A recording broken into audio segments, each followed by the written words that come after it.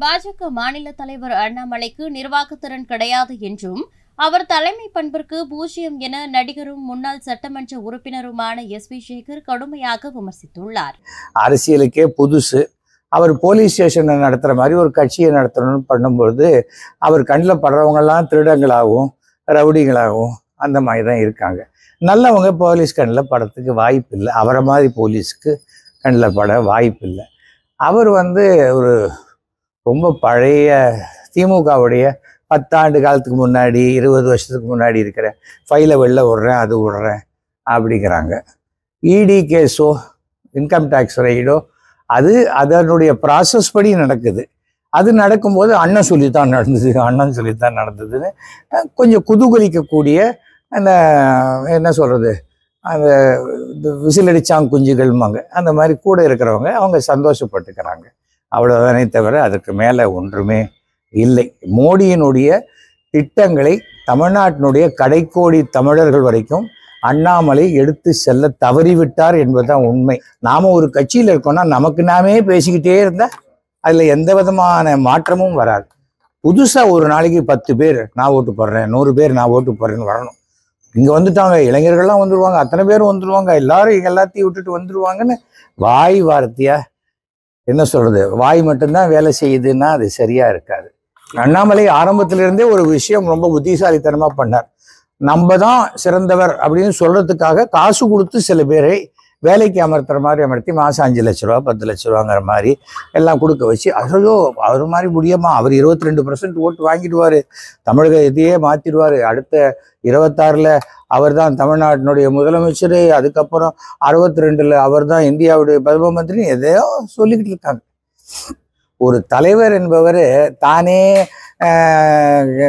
தலைமை இடத்த நானே பெருக்குவேன், நானே தொடப்ப கட்டி வச்சு நானே இது பண்ணுவேன், நானே கதவு திறப்பேன், நானே பூட்டுவேன் அவசியம் இல்லை. தகுதியான நபர்களை ஒரு கட்சியில் போட்டு அவர்களை வேலை வாங்கக்கூடியது தான் அட்மினிஸ்ட்ரேஷன்.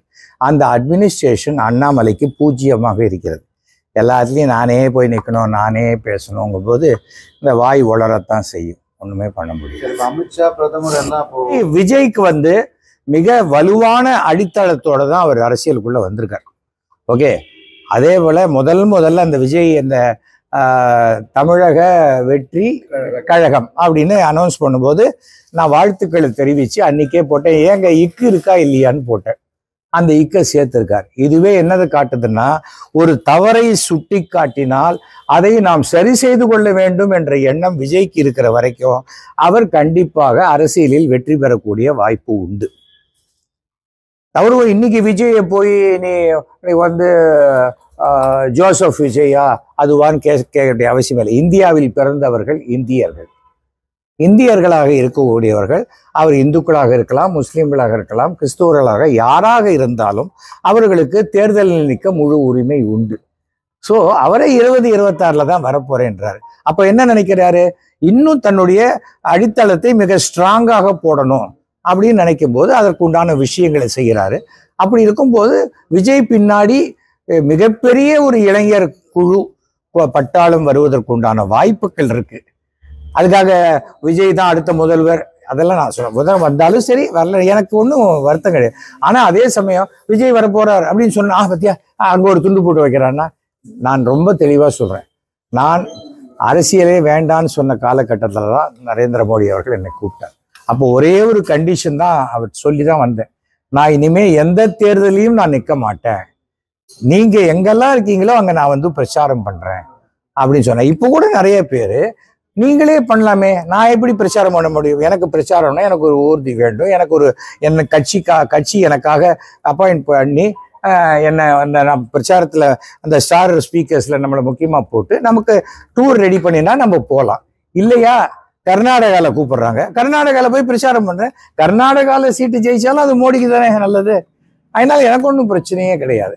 ஆனால் என்னை அழைக்கணும், மதியாதார் தலைவாசல் மிதிக்க வேண்டாம்.